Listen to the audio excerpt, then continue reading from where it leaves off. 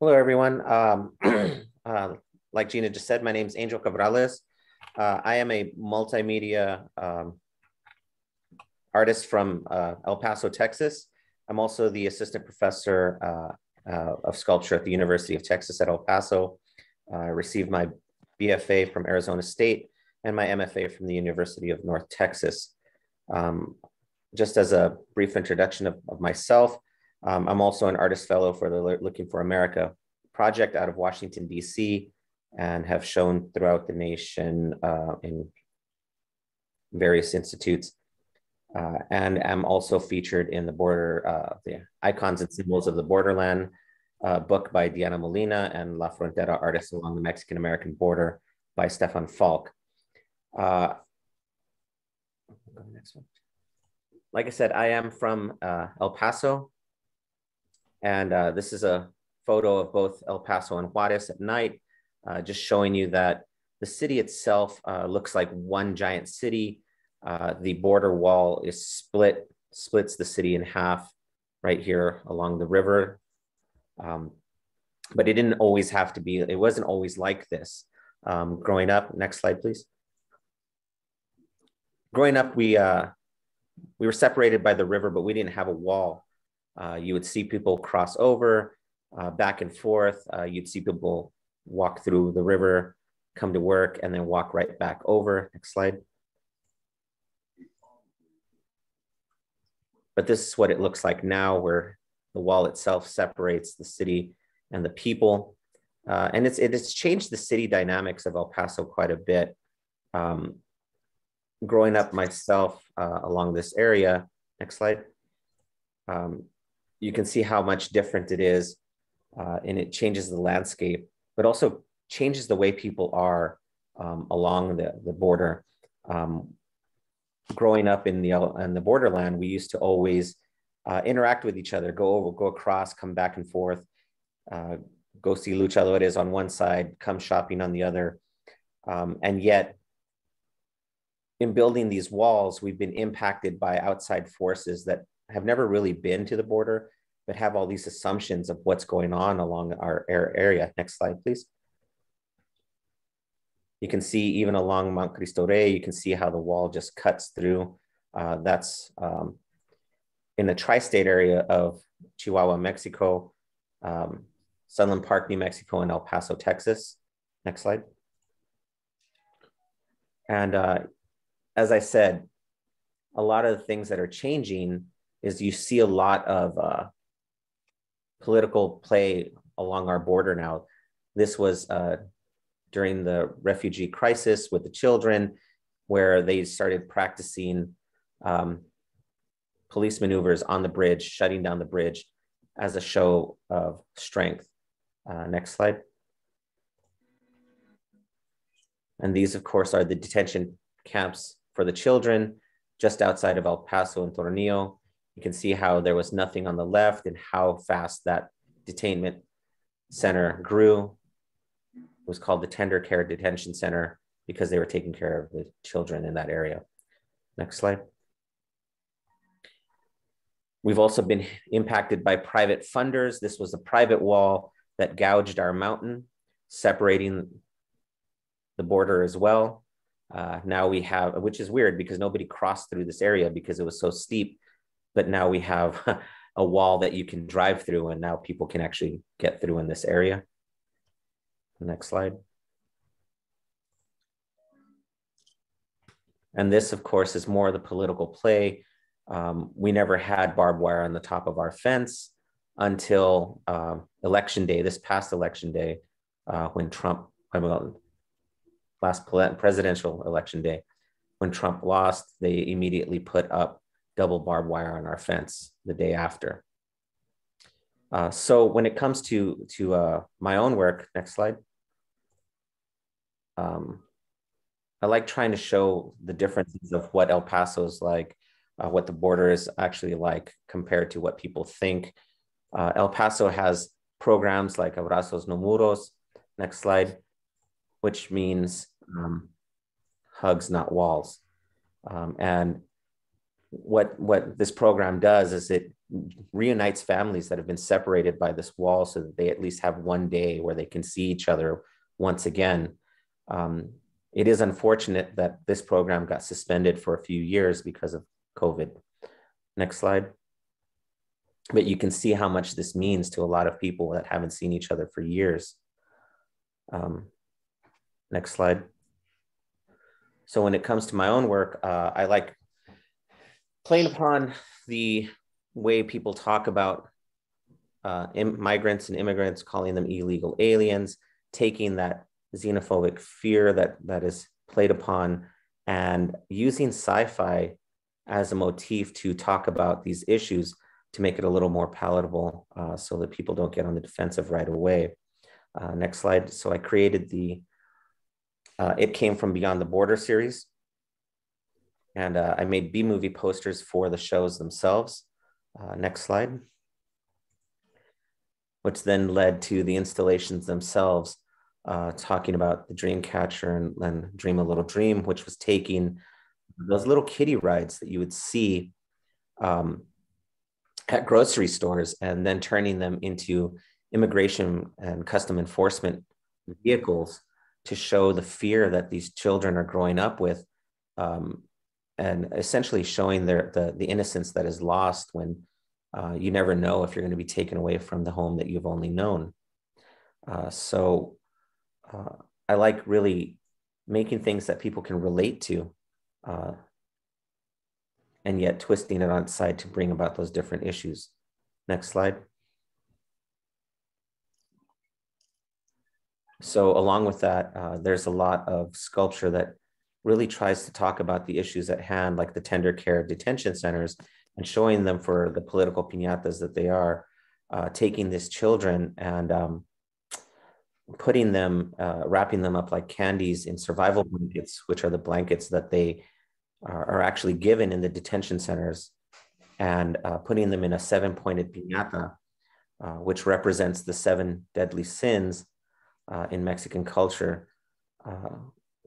And that's the reason why you break your piñatas, by the way, so that you're actually releasing the innocence that's lost, the goodness that's been taken by the 7 deadly sins. In this case, I made a piñata out of steel, which is unbreakable because the traumatic, the PTSD that these children are going to be suffering is lifelong, and that innocence has been lost within itself. Next slide.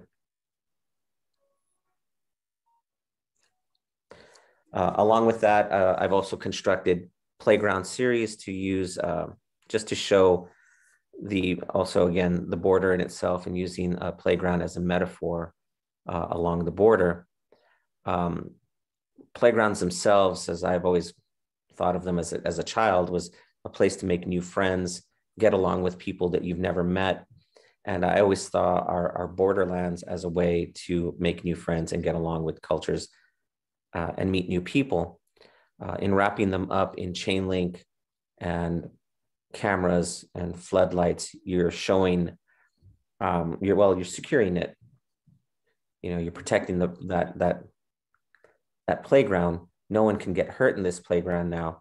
However, it takes away its purpose, which is exactly what's been happening at the border in itself, in my own opinion. If you're sitting inside of, next slide, if you're sitting inside these pieces, you can't get hurt, but you can no longer utilize them as what their purpose is actually for. Next slide.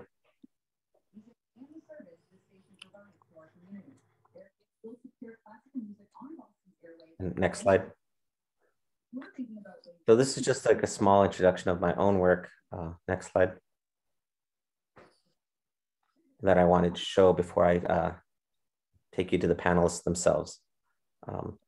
Thank you. Next slide. So we're going to go on to Gil Rocha. Gil Rocha is a contemporary artist born and raised in Laredo, Texas. His art practice is in and out of his studio encompasses a variety of techniques, including but not limited to assemblage, painting, drawing, sculpture, and installation. His work expresses the lexicon of Mexican-American border and the many social political issues that derive from it. Rocha earned a Master of Fine Arts from the School of Art Institute of Chicago in 2006 and a Bachelor of Fine Arts from the University of Texas at San Antonio in 1999. Go ahead, Rocha. Oh, hi guys. Thank you for the opportunity. I'm very pleased to be here. And my name is Gil Rocha. I am from the border. And right now, when we start the presentation, I'll show you guys where I'm from. I come from, the border is very similar to what Angel was explaining about El Paso. Laredo, Texas is fairly in the same situation where we have Laredo, Texas on the American side, and then we have Nuevo Laredo on the Mexican side, but we see these two cities as sister cities. So that's where Laredo, Texas is at. Next slide. And this is a satellite picture showing the Rio Grande, which is what divides the both cities. On the north side, we have the Laredo downtown area, and this is basically where I grew up. Even though I've lived in San Antonio and Chicago, I've always come back and spent most of my time around this area. I know it very well, and there's a lot of things happening in the downtown area that inspire me. And so in continuing into my presentation, it's going to be divided into 4 sections. One of them is what I'm talking about right now, identity, who I am, where I'm coming from. The next one is going to be the ideas, how I managed to get inspired by Laredo, the downtown, the border, and how it relates to politics, to drug trafficking, consumerism, immigration, and language. And specifically the mixture of English and Spanish, which in the border or on the border, we call it Spanglish or sometimes Tex-Mex. And that's like using both languages simultaneously. And in doing so, it to me, and the panelists can also tell you, it creates new imagery when something is misunderstood or mixed. The third part of the presentation will include studies of how I approach sculpture. And these studies are 2-dimensional. They include drawing, sketches, note-taking, collages, and at the end, I'm going to show you some sculptures. And all throughout, you'll see, in total, I have about 14 artworks. So next slide. This is a picture of my previous studio, which was also located downtown. Unfortunately, I only have this image where somebody actually crashed into my studio. And I posted it on Facebook. Somebody had said that the reason they had crashed into my studio was because there was a one-way sign. So in reaction to that, I decided to do this installation of signs saying to go, that way, two-way, no way, I way, all the different ways except into my studio. Next slide. This is the studio that I currently reside. This is about 2,000 square feet. It's pretty big for me, but as you know, when you're a sculptor or when you do all these things of getting materials and collecting stuff, you can run out of space very, very quickly. And so I just have a bedroom, a restroom, and a makeshift kitchen. It's not even a kitchen, it's just the fridge and the micro, and everything else is studio space. It's, it's my dream, basically, dream studio. Next slide. So as I was telling you guys, I'm very interested in the mixture of language of English and Spanish, and through it, new images will come to mind. And this one, the title for this work is called El Cartornado, and it's a mixture between a cart and a tornado. In the downtown area, many, on a daily basis, people cross to the US side to pick up all the cardboard in the downtown area, like in the evenings when the stores close, and they load them up onto these cardboards and take them to a place where they get together and they upload it onto a truck. They cross to the Mexican side to resell this cardboard. And then this cardboard is, recycled. Next slide. Along those lines, there's also a lot of warehouses on the Laredo area, and these warehouses sell old clothing. And again, people from the Mexican side will cross over and buy these clothing by the pound, sometimes by the truckloads, take them across for reselling either in the flea market, to reuse them, resell them, recycle them.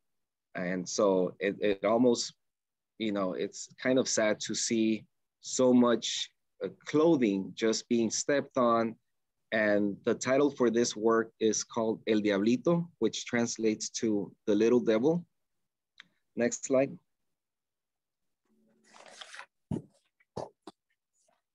Sometimes works come into form from mixing English and Spanish. Ideas emerge from casual conversations where misunderstanding or misinterpreting a word may lead me into imagining a new image. When text and objects mix, a new road opens. The following two works were displayed around my neighborhood. I was doing these sculptures and then just putting them kind of like street art in a way so that more people could view them. This one is called Cerquita, and Cerquita translates to a mini fence, or also it means up close.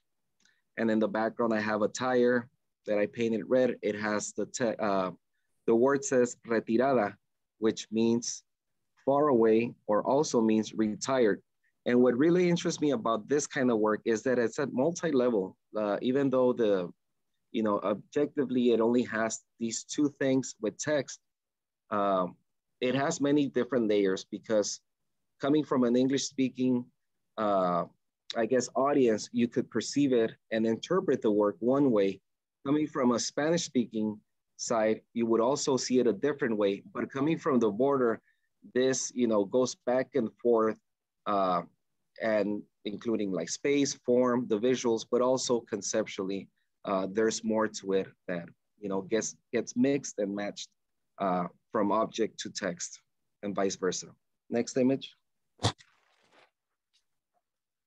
This was another of the pieces that kind of I did, expanding from the idea of using found objects, tires and stuff.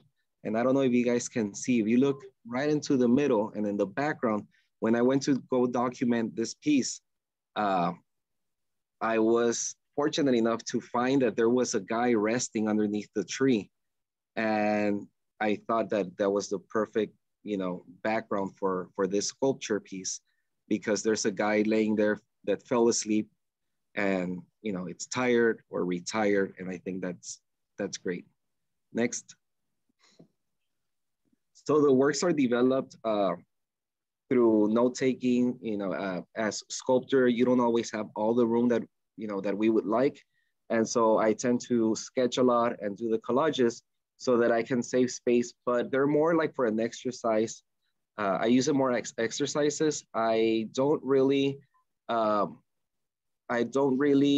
give me just one second.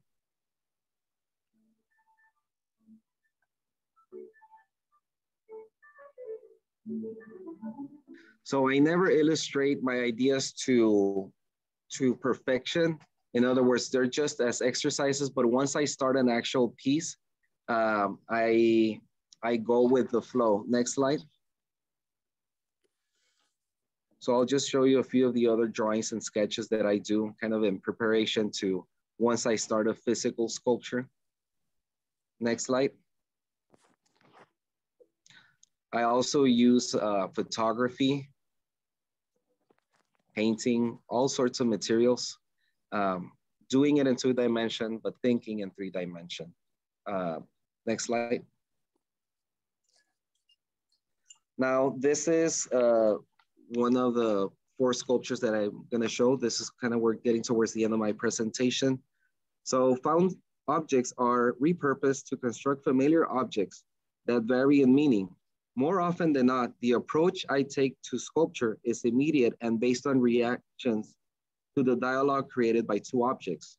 I pay a lot of attention of how when I start with an object or 2, what they tell each other and how they take form. And then the more objects I add, the conversation between them, it starts to shift And I have to be very aware of that because I like to let the sculpture or the artwork tell me where it wants to go. And when it gives me glimpses of what it wants to either mean or be, then I go with that, you know. And so it's very, very organic in the way that I approach. And this piece is called The Emperor, or in Spanish, El Emperor. It's like an error. An error means a mistake. I was inspired by this sort of leader that is with on his chariot, and this sort of Roman chariot represents, in a way, to me, like a system that is kind of falling apart, and it's being, you know, upheld by strings and tied down, but the leader himself is contained within this golden trash can, meaning that this leader is a piece of trash in the system that is falling apart. Next slide. That's another view. Next slide. I don't always understand my sculptures, like I said, to a full extent that I know how to, you know, what the meaning is and everything. I like to let the sculpture sort of lead me into what it wants to be. And I learn as I guess, as I live, as I get experience. So, you know, that's one of the things that really intrigues me. When I was younger, I wanted to depict something from my sketches to the final object.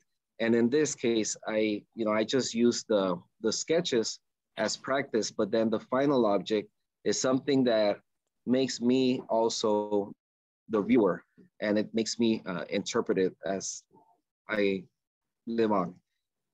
Continue. Next slide. This is another piece. This one is called, this is actually the same title as the previous one, but this is number 2. This is titled Loops, Hoops, Holes, and Other Things I Thought I Knew. Next. This is my final piece. This is titled Two Lovers, One Lightly Hung, One Slightly Hungover. And it's a bag with beer bottles and this empty bottle of fragrance used to wash clothing. And that's it. Thank you, everyone, for your attention.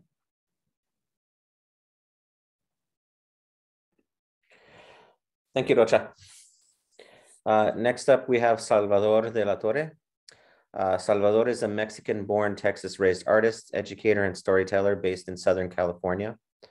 Their drawing and performance work invoke the power of personal experience and family history to create artworks that exist at the intersection of activism, art production, and praxis of self-acceptance.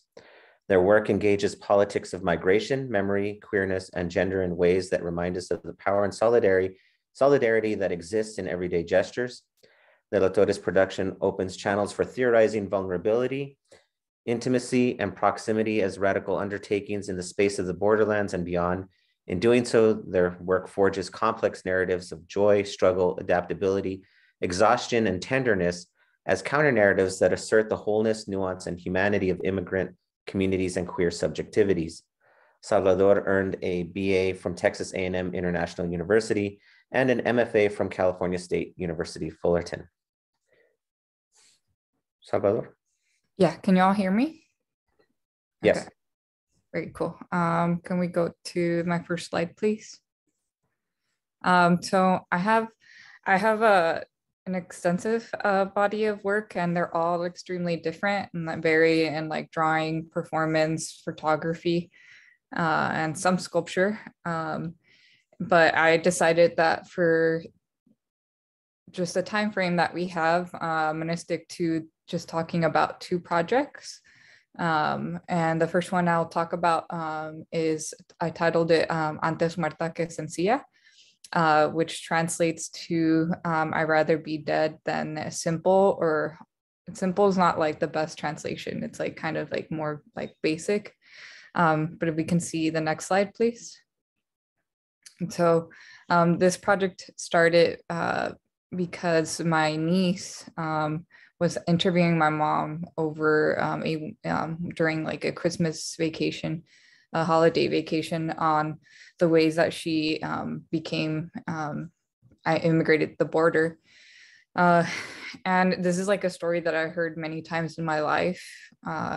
In my house, we didn't have any like literature, like we didn't have books or stories, but my mom is like an amazing storyteller, and she would always be telling us the ways that she grew up in Mexico, and the ways that that she crossed the border multiple times for us to finally live in Laredo, Texas, which is where I grew up, which is also where Gil is from. So this is a story that I knew very well. She would always talk about it when I was a kid, and the struggles that she had to go through.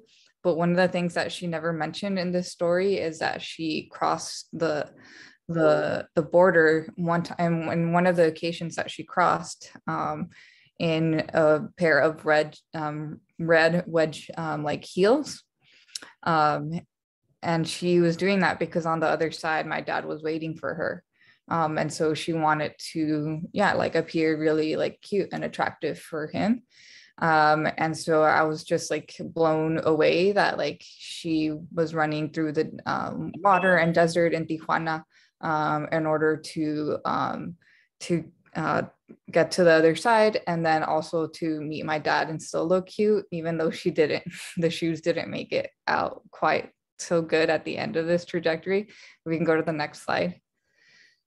One of the things that I became obsessed with in this story is that my mom has the same shoe size as myself. And so I thought of the shoe, I sketched out the shoe with her direction. Like she told me exactly. And even though this happened 40 years ago, she like was able to tell me exactly what the shoe looked like. And I sketched it. And then I did a mock-up like paper mache version with like just like cardboard, chicken wire, tape, and just paper mache it to make it really sturdy. And I decided that I was going to cross through legal points of entry in the three different parts of the border that are important to her story, which was Tijuana, Ciudad Juarez, and then finally Laredo. We can go to the next slide. And so I was able to get a grant to make the actual shoes be built by a cobbler. Somebody, I now live in LA, and a friend of mine, his father is a shoemaker. So he made these shoes down to perfection for me. And I was able to cross these multiple borders wearing these shoes. And this is the actual Rio Grande and Ciudad Juarez. And I know currently the Rio Grande does not look like this. I have just some close friends that live in the area. And I know that the Rio Grande is currently like, just like it has a lot of like human feces in it. And it's like not, it's very, very tiny. And it was not like this, like, and I did this project in 2019. And so, so much has changed, like even since then in that border. But I was able to get in little bits of it, and actually people were swimming, and kind of, it was on the Ciudad Juarez side, and just like, it was on a Sunday afternoon, people were just kind of gathering there. We can see the next slide. So what I decided to do was to turn this whole like shoe and points of entry crossing into a performance where I took the role as my mother. I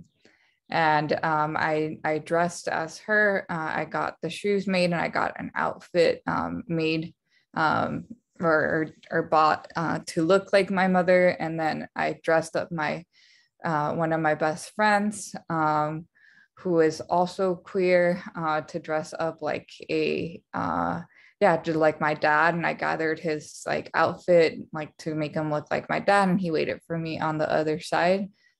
So we did this performance. This one was in Tijuana. And this was already taken on the San Diego side or San Isidro side, but immediately the Border Patrol took us away and didn't want us to be there. And so we can go to the next slide. And this was done, I think this was still in 2019. And like the border, when Angel showed us at the very beginning of this presentation, that when there was the surge of immigrants coming in from Central America and mainly children, they put like a lot more military on the border and a lot more police activity. And this was in Tijuana, and this was the point as far as they let you, the pedestrian walk, as far as they let you cross. And they had put a bunch of like it's not even chicken wire, I think it's called razor wire. And just like all on the border, like trying to tell all the immigrants and all the refugees seeking asylum that they weren't welcome there. And at that point, there was already a border patrol, and I think this is halfway in the pedestrian crosswalk. They were already asking for your documents, which I don't know, like all the technical like of laws of how this works, but I felt like that was like illegal, but I don't know, that's what they were doing at the time. And I think I recognized my privilege as being able to cross that border legally, having now a US passport, even though I was born in Mexico, thanks to the sacrifices of my parents. I was able to do that and do this project. So we can go to the next slide, please. And how I ended this piece was that the shoes made it to all the way back to Laredo, Texas, to my mom. And she can now wear these shoes. They're her size and they fit her perfectly. So this ended up being like, yeah, I don't know, like it had like a nice ending to the piece, which all my pieces don't really have. But this was like, yeah, it ended up being with my mom, and she gets to wear the shoes. And we can go to the next slide. And this is the next piece I'll talk about, and was inspired right because of this antes muerta que sencilla. We can go to the next one. So what happened is that after finishing that piece, it was really triggering for me to have to dress as like more feminine for these projects, and to like go try on dresses and these like wear these high heel shoes and stuff like that. Like that was like really difficult for me. But I did it for purposes of my art, and like a greater purpose or something. But it was really difficult for me, and I was like very jealous of my friend and wanted to dress up like my dad. So I thought that I was gonna do that. If we can go to the next slide. I decided that I was obsessed with his mustache. He has like a really beautiful mustache, and I wanted to dress up like my dad and to wear a mustache. And at the time, I didn't quite connect all the dots that I'm transgender, and that like this project just kind of led me to work on my current sculpture, which is my body. And my art right now is just just exploring my gender identity and changing parts of my body through some medical interventions. But it all started like, well, it not all started, but it was a big part like doing this project, and then titling it in 2019. I titled it Siempre Era Él, which to me just at the time made a reference to I'm him, right? Like I'm my father, even though I have a difficult relationship or non-existent one with him, that I am his child and I have his face. But then when I had a first artist talking about these works, I read that out loud, siempre era él, and I was like, oh my goodness, like I was about to say a bad word. I was like, oh, actually, like that's saying something deeper. Like that's talking about like my gender identity. And I didn't have really time to think about that, like, because this was in February 2020. Until then, I had all the time in the world to think about that. Can we go to the next slide? And one more. Yeah, just kind of like, this was just some performances that I did, working with dressing up like my dad, and like putting on like these cowboy boots, and yeah, but to me this was all just, like I said, stuff that I was like, yeah, I'm just making art, like nothing's going on here.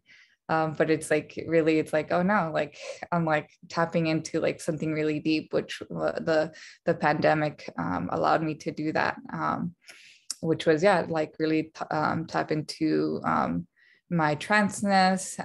And right now I'm 6 days post-op. If I'm talking really slow, I just had my top surgery last Friday.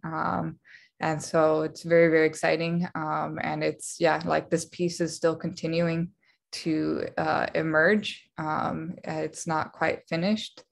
And there'll be more as I'm ready to show more. I think that's my last slide. Yeah. Thank you, Salvador. Next up is Jose Villalobos. Jose is known for artistically protesting culturally accepted traits of toxic masculinity through performance, installation, sculpture, drawings, and fashion. Villalobos grew up on the US-Mexican border in El Paso, Texas, and was raised in a traditional conservative family. His work reconciles the identity challenges in his life caught in between traditional Mexican customs and American mores, as well as growing up with religious ideals that conflict with being gay. In his work, he confronts the derogatory terms and attitudes with which Villalobos continues to withstand today. The root of Villalobos' work lies in the performativity of his identity. His accoutrements are proud connections to his heritage, but are also reminders of the hate and homophobia that he has had to endure. Villalobos manipulates material through the context of self-identity as he examines gender roles within family culture. The work protests the toxicity of machismo through the use of objects, specifically within the Norteño culture, that carry a history by deconstructing and altering them. Although new forms are created, he demonstrates the battle between the acceptance of being a maricón and assimilating the cultural expectations. Villalobos received a Bachelor of Fine Arts degree from the University of Texas at San Antonio in 2016. He was awarded the Artist Lab Fellowship grant that same year for his work De la Misma Piel at the Guadalupe Cultural Arts Center. He recently earned a Joan Mitchell Painters and Sculpture Grant and residency, and is also a recipient of the Tan Foundation Award. His work was featured in the nationally recognized exhibition Trans-American Gender Identity Appearance today at the McNay Art Museum. And he has also exhibited and performed at the Mexi Arte Museum in Austin, Texas, the El Paso Museum of Art in El Paso, Texas, El Museo de Arte de Ciudad Juárez, Mexico, among other institutions and galleries nationwide. Jose? Yeah, thank you for tuning in. I really appreciate the support and being invited to this conference. So I will talk a little bit about my work. I do have a very broad spectrum of my work, so I'm kind of just gonna talk a little bit about this specific early work that you see now. It's called Sin la S, which is kind of where my career as an artist started to take off, and where I really wanted to talk about important issues that I never was able to talk about personally, even with family.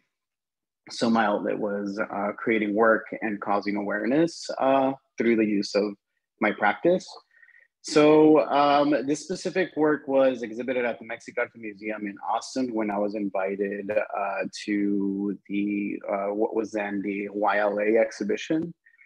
And it was very important too, also because I was recently also kind of trying to understand my space and how I navigate these spaces as a queer individual. And growing up, always being closeted and being hidden from a lot of things, I didn't have the opportunity to really explore a lot of, I guess things in my life. And so what in my work, I really do try to use all kinds of material. I try not to give myself a limit, because then you just never know your possibilities. But this specific work in particular came from a specific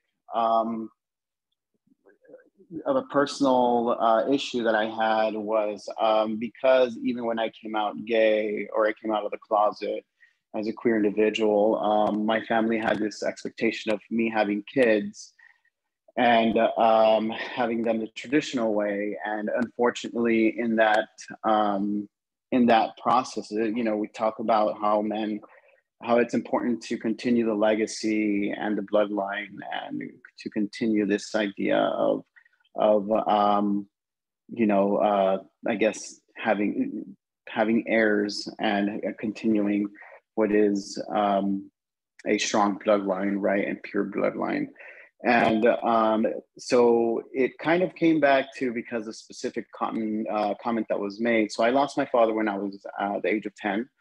And it was left to a lot of men to kind of raise me in my family. And it was a little bit difficult, because there was many ideals that kind of were instilled into myself, right? And when I had already been out for a bit, and I was having a conversation with my mother, had mentioned if I plan to have kids. And I did say that, I did plan it, and my sister was overhearing, and she turned around, she said, well, if you're going to have kids, you're going to do it the right way. Right. So eventually, so what this whole work is about is really just talking about the continuing of the legacy of the last name. So every hat here represents a letter to my last name. And if you can see kind of closely towards the bottom of the hats, there is small little, they look like little droplets, and they're jewels. And inside those jewels in resin are encrusted a silver letter, which is starts to spell out my last name. And the pink hat is a resemblance of myself, and how it comes to an abrupt stop to a lot of things. But this is kind of where the work started, kind of, just really talking about my personal narrative, and really talking about myself, and figuring myself out through my work. And we can go to the next slide. And I'm going to kind of fast forward to what I'm kind of doing now, and what I'm doing today. This was at Art Pace here in San Antonio at the International Residency. I had actually the opportunity to present work in the main space.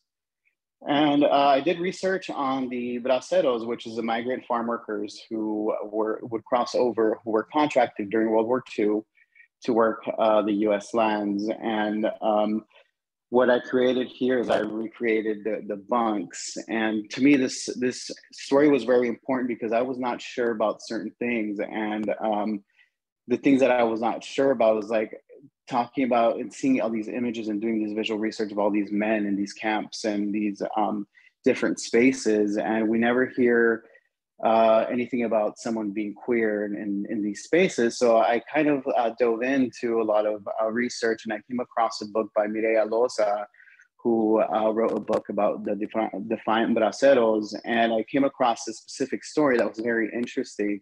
And it was about one particular individual who was known to be gay in the barracks, and he would cut off the power lines to the barracks so that he can sleep with other men.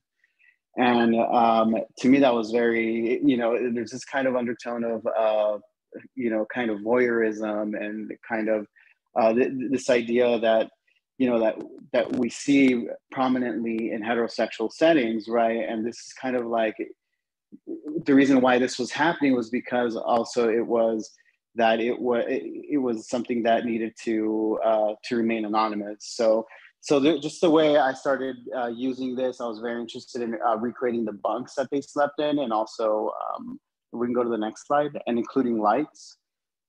So this is during the daytime. So the space was activated differently at night. And so during the night, these lights would turn off and on different bunks, and kind of like a significance of two people getting together. So one bunk would light up white and it would shut off, and then one of the other bunks would light up red and it would have a red neon heart or a pink neon heart underneath. And so I was very interested in the specific history. So I found out too that my grandfather was a bracero. So it was very interesting history to kind of like start to really kind of go into these different ideas of family histories and subcultures. So we can go to the next slide.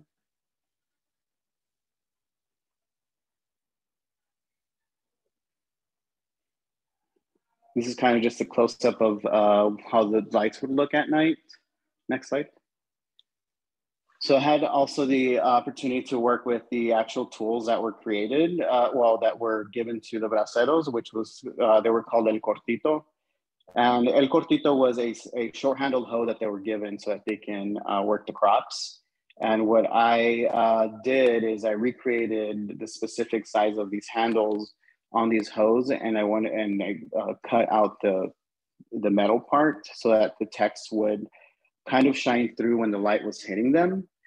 And I'm always thinking about materiality and where these also materials are being sourced from.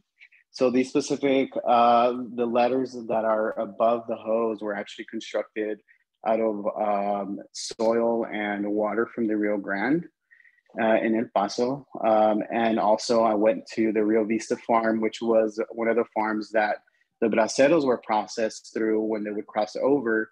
And I picked cotton. And so I picked some cotton so that the cotton was a conjoining, I guess, like a glue, I guess, to hold all the mud together. Is I kind of like undid the cotton and kind of put them into the letters so that the mud itself wouldn't break apart. But so this is kind of, so it reads, esto es mi ser, soy uno de los otros, which talks about this is my being, like this is who I am, I'm one of the others. And at that time, to call someone queer, they would call them one of the others, right? And it was very interesting because it was kind of, people were being othered already, like it's something that, as queer people, we've always been trying to be considered for just as regular population and not being othered. We can go to the next slide. So this is just a close-up. So then the short handle hoe, like on the actual part of the wood, I recreated the handle out of resin and some flowers in them. And to me, it was very special because I was thinking about always growing up and jumping into like the pickup trucks of my friends' dads, and they would have like this scorpion or something in resin and the stick shift. And to kind of like recreate something like that, but a lot more feminine and a lot more delicate is kind of also how I treat my work. We can go to the next slide. And this is just a close-up of what the letters look like with the cotton. And so I kind of, so I've been doing a lot of, recently I've been doing a lot of more like research-based work rather than autobiographical work. We can go to the next slide. So this was in Dallas, and I created work based off of gathering a bunch of information on homophobic attacks. And a lot of what is happening is that sometimes we don't consider certain things to be considered dangerous or a homophobic attack, or even nobody like acknowledges the danger that a simple thing like a word can do to someone. So this specific exhibition, when I was developing this work, I was really looking at these cases and really kind of embodying these things and kind of also giving an empowerment of some sort. So this specific piece itself is kind of this idea of how a lot of youth, a lot of LGBT youth is left homeless, and they have nothing but the clothes on their back, right? And it's kind of talking about that, how, you know, they have the courage to be able to just navigate by themselves in this world, which is dangerous, but yet, you know, yet again, they have the courage to have and wave their flag, right? And it's something that I as a kid could not do, or as a teen could not do. So it's almost a sense of empowerment and homage to the youth today, but it's also talking about the specific violence that exists behind that. We can go to the next slide. This is also in that same exhibition, and this is, I casted some belt buckles out of cement to make look like stones. So there was a case in Mexico in which a 18-year-old queer individual was stoned to death, and it was just as a hate crime. And in their stomach, they, with a knife, they carved out his stomach, and it said, morro, hueco y maricón, which kind of translates to like being an empty vessel because you serve no good, I guess, because you're not fulfilling your duty as a man, right? And we can go to the next slide. This is kind of, so that's my torso, and then this is a close-up of the belt buckles. And and not only that, but it's also the defiling of the human body, and this idea of just hate, right? And how do we, for me, the work is really putting a voice to these stories, right? Because we never hear about these stories go as public as they should be, right? So we kind of see these things kind of swept under and kind of just go missing at times. So for me, it was very important to kind of bring this to the table and really amplify these things that are currently still happening, and how do we lend our voices to help them out. We can go to the next slide. This is also another installation that I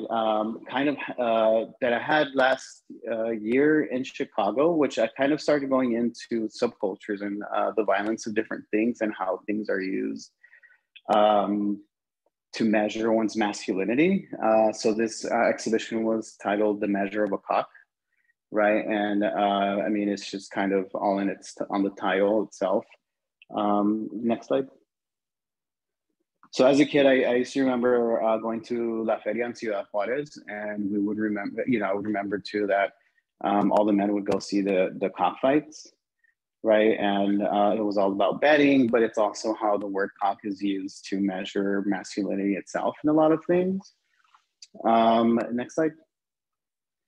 Which is kind of also how I was playing around with certain material. This specific thing is, or this installation is called the Cevapasando. So this is kinetic. You would be able to go into the bag of feed, and then you can feed the top hat, and everything would kind of trickle down and go back to where it began. So it's kind of this recycled motion that keeps on being repetitive, which is the idea of how machismo is always recycled, because I mean, even today we see how certain fathers kind of shape their boys and also the girls. Next slide. And I also try to bring this in with my two-dimensional work. And this is a little bit more kind of, you know, it's a little bit humorous because, you know, I'm playing around with the rooster and the pants, and so you know, I try to think about also how I can bring a sculptural element to my 2D works a lot of the time. And for me, this, you know, sometimes it's scary to do anything 2D for me, and I don't know why, but I think it's just because I love to play around with space. Space is very important to me. And creating an environment is important to me because I'm constantly thinking about how I have to navigate certain spaces. And we can go to the next slide. And I'll just talk about this last installation, which is just recently featured in the Texas Biennial. This specific work was exhibited also at the Mexico Art Museum and at the San Antonio Museum of Art. And this specific work is really talking about how language and how culture and tradition is used as a divisive tool to be able to kind of shape and form certain things, right? And I'm constantly thinking about, so this piece called Los pies que te cargaron, which translates to the feet that carried you, right? And it's just kind of this idea of how multiple times, you know, you hear parents saying, I brought you into this world, I can easily take you out. It's kind of this idea of because if you're not following certain rules, certain traditions, certain expectations, right? And so I developed this kind of this, I almost find it or see it as a creature. It's a saddle that is kind of suspended in the middle, but underneath it, there's these pulleys. And the pulleys are kind of tied down to these cement feet. We can go to the next slide. And those cement feet are kind of weighing everything down, and you have these hands kind of trying to reach out of the corral, right? Trying to reach this idea of freedom or this idea of ownership of oneself. Next slide. And so I like to play around with space a lot, and I like to include a lot of different material in my work. And one of the pieces that was in there, next slide, was this kinetic also kind of structure that I made that I could wear. And so it's like this structure on my back, and it's like these layers of hats, and I'm able to pull some strings and the hats would flip down, right? So like I can make them dance. But you know, kind of this idea was developed one night with Rocha, and we were talking about this idea of how the peacock is very show off, right? And it's how the peacock is also pretty, but yet it's the male, and it's kind of emphasizing also too, like how we see in a lot of culture, and especially the Norteño culture with musicians and artists, and how they can be very flamboyant and how they can be showy, right? But at the same time, if they were to say that they were queer or they were gay or something, they're seen through a completely different lens, right? Like I cannot do this and do what they do because you're seen through a completely different lens, and that lens would kind of just be, you know, it's kind of looked at, you know, like you're a faggot in another sense, right? And that's kind of what the wording on the hat says. It says, "Chinga tu machismo, soy joto y qué." It's like, you know, fuck your machismo, I'm a faggot and what, right? So it's kind of also taking ownership. I use a lot of text too in my work, but this is kind of just like a broad overview of my work. But yeah, I'm always looking to see, you know, how is it that I can protest, you know, this idea of machismo and this culture that is constantly oppressive, right? And how it is constantly dangerous, and we sometimes don't think of danger in specific cases, and sometimes we need to acknowledge that. And for me, it's really using material to be able to do that, whether it is by creating something like this that is structural and that is kinetic, or if it's something that's as simple as, I don't know, you know, like a small drawing, but I'm always kind of trying to push the boundaries of also protesting machismo. But yeah, that's kind of my last slide. It's just an overview, but I mean, you're more than welcome to check out my website. I have definitely a lot more work there. So what's next to you guys? Jose, Salvador. What's next in life? In shows. Yeah. So what do you have coming up? Yeah, I am gonna have, well, we are actually part of a group show up north in Pennsylvania, which is called The Border is a Weapon. I will be doing a new performance for that one too, which is kind of exciting. And then I will be showing at the Phoenix Art Museum, which I'm working on these pretty cool lowrider saddles.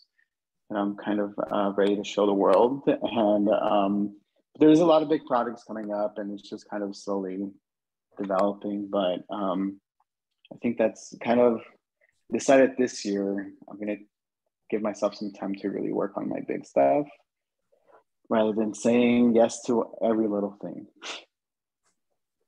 And where is that show, Jose? So the lowriders I'll be doing for the Phoenix Art Museum. And then the Pennsylvania one, it's going to be in Pittsburgh, which Angel was part of, which was curated by Gil also. But yeah, there's several projects happening for me. Kind of my calendar's full for the next 2 years, which is kind of a blessing, right? So can't complain. The Pennsylvania show is at the 937 Gallery, correct? Gil? You're muted. The 28th of this month at the Gallery 937. And it's a group of 5 artists, and it's co-curated by myself and also the Other Border Wall Art Collective. And I hope you guys, if you're close by, you can head out there and see us. It's on the 28th of this month. It says that Patty has a question. Is this Patty? There you are. You're muted though. There you are. Hello. I just want to thank you all for sharing your work. It's incredible. It's more really of a statement, but I'm really struck by how all of the artists, how their artwork confronts their outside circumstances and on their identities. And so I believe what I'm just saying is, what is the effect of creating this art on how you see or move in the world now?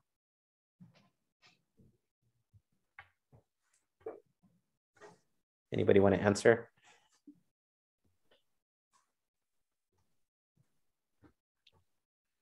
Can you repeat the question? Okay, so how has creating this artwork change how you I guess move through the world? You know, it's based on the idea that your artwork, it really comes from the effect of outside circumstances on your identities. Right. I think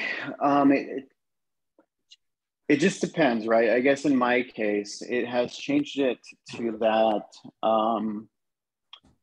there's a little bit less fear in the way I approach things, right? Whether it's coming from being brown or coming from being queer, or both being brown and queer.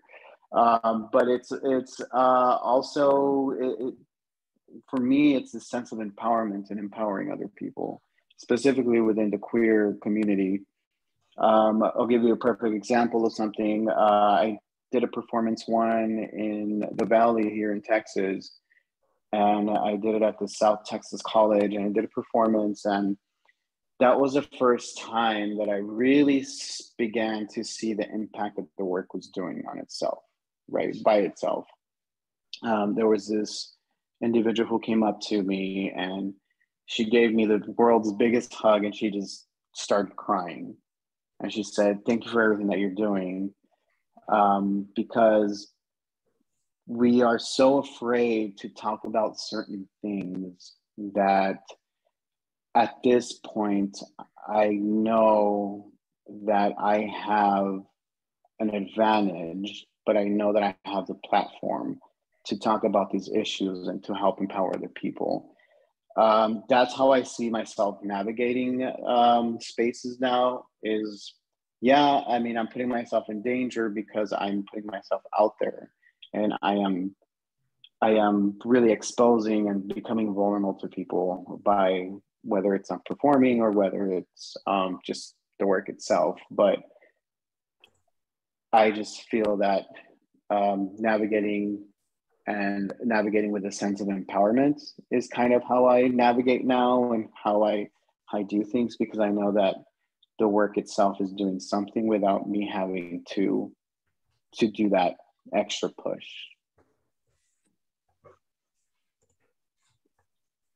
I believe a big part of my own work is to create that dialogue and conversation and making people look at what they see on TV or the way we're being represented outside of the borderlands is not exactly the same. Well, definitely not the same. And to really let people know that, you know, what they see on TV is not there, and create that dialogue of showing who we are and the impacts that these outside views are now preying upon our own communities here.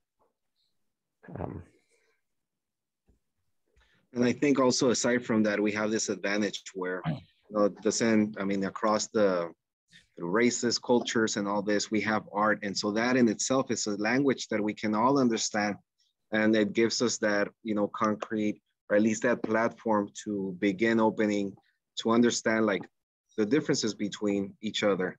And so art, encompasses this thing. And I think that's what's so great about, being artists.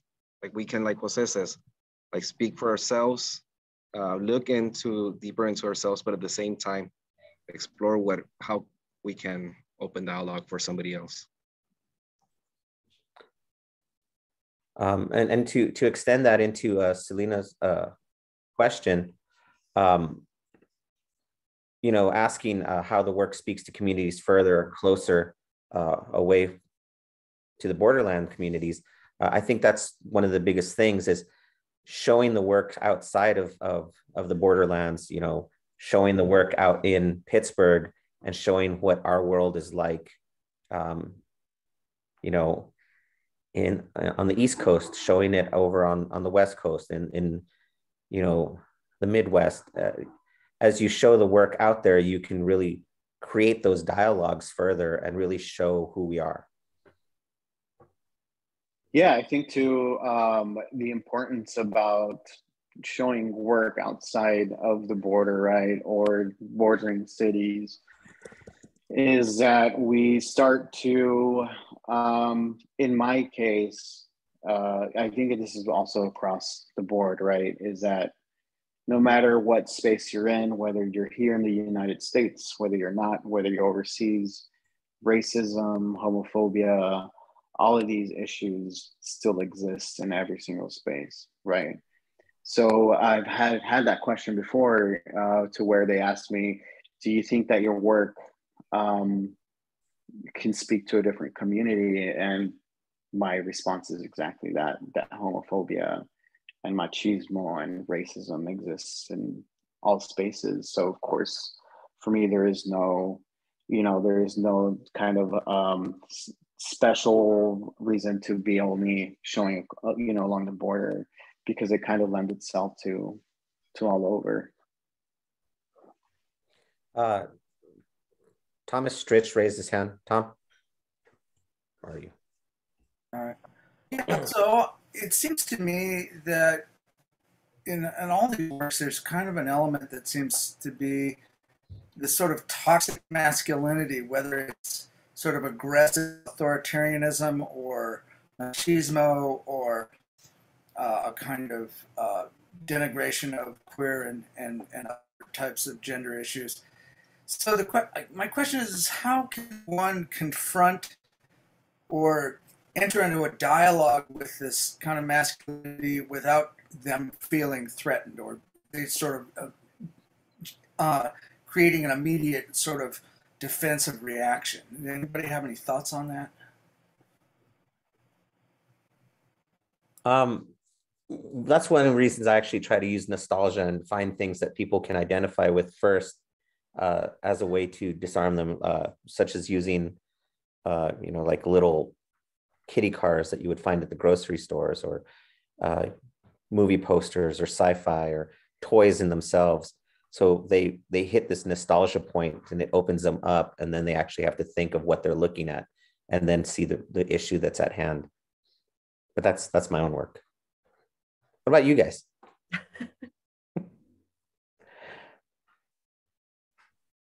I think that, oh, I'm sorry, go ahead, Salva. I don't know. I don't think that like any of my work or like, and I also like I think that my work of art is like my life too. It's very like unapologetic the way that I live. Just because I choose myself, like I choose myself first. And so I don't know that I make anything like easily consumable for like it's okay if they have a negative reaction to my work. If they can't, like, yeah, folks aren't able to handle or process, then that says a lot. That's like, yeah, the work becomes a mirror to something that people need to process on themselves. Mm-hmm. Yeah, I agree with you on that. I was kind of going to say something similar, which is kind of this mentality of the fact that we have to cater to specific individuals so that they don't get offended is already a problem. It's already starting this idea of censorship and oppression, right? Because we have to approach things a certain way because we're already on thin ice. That itself is oppressive behavior. So right off the start, right, of course, I'm also very unapologetic to a lot of my work because I've had enough of just being silenced, right? Because we're always constantly being silenced, whether you're queer or a person of color.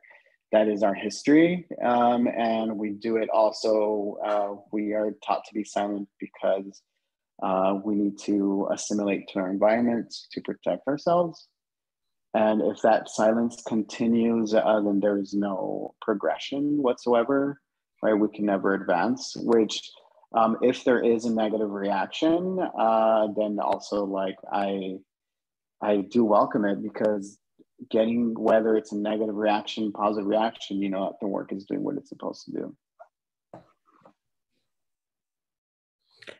There is a question for Jose, which is asking, yes. How does your suitcase work stand? Oh, it's suspended. It's magic. I read a lot of Harry Potter and I learned the spells.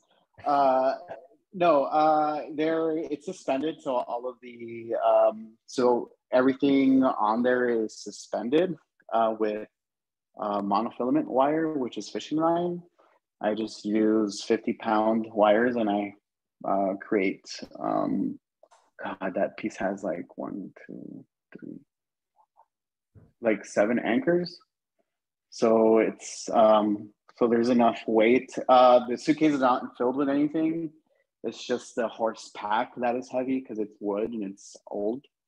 But the actual suitcases they're big, but they're empty. They're kind of just, they're not heavy. They're kind of like the equivalent to a cardboard. All right. I don't see any more questions. So I just want to thank Angel, Salvador, Gil, and Jose for presenting today. And as I mentioned at the beginning of the session, the recording will be available. The link will be sent to all of you.